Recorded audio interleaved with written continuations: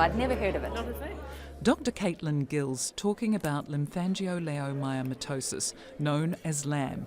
After attending one of the workshops at the Goodfellow Symposium for Primary Healthcare Professional Development, the Tikawiti GP now knows something about the rare lung disease, which occurs almost exclusively in women. I've learnt about the presenting symptoms and the people to watch out for in it and the fact that there is a treatment for it. So, yeah, it was very interesting. It's all new.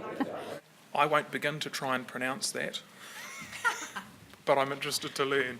My name's Christine Forster. Dr. Forster led the LAM workshop. A trustee on the New Zealand LAM Charitable Trust, she has 2 patients with LAM.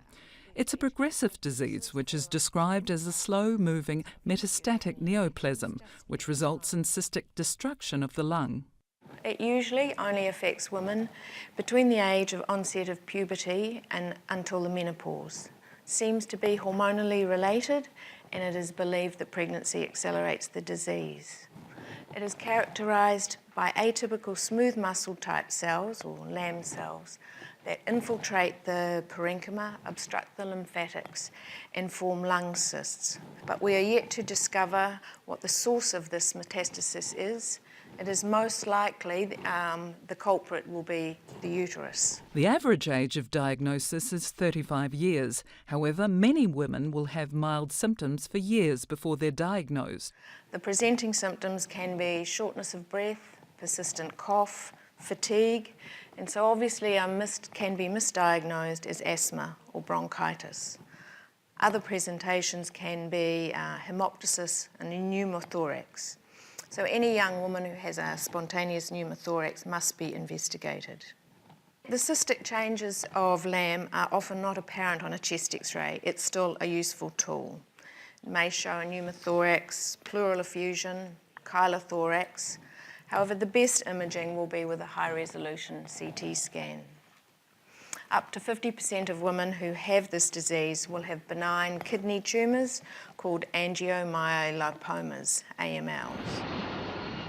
Fitness to fly is a common general practice issue, with doctors having to provide travel advice to patients with medical conditions. The study in chest looked at the risk of pneumothorax in a group of lung conditions, including LAM, and concluded that the risk was no higher whether they were on the ground or in the air. Of course, after a pneumothorax, it's a different issue, and it's recommended that a delay of up to 2 weeks until the lung is inflated and stable. Being able to fly safely is an issue for Dr. Forster's LAM patients like Jess. If oxygen is required on any flight, it must be organised prior to the flight and it must be prescribed. And it usually takes up to 2 weeks to get it organised. All airlines have different procedures and different forms and different costs.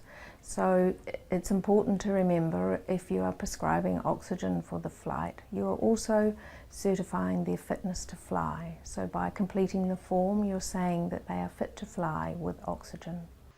Remember too that influenza and pneumococcal vaccines are important prior to travel, as well as having a plan to manage exacerbations of their disease.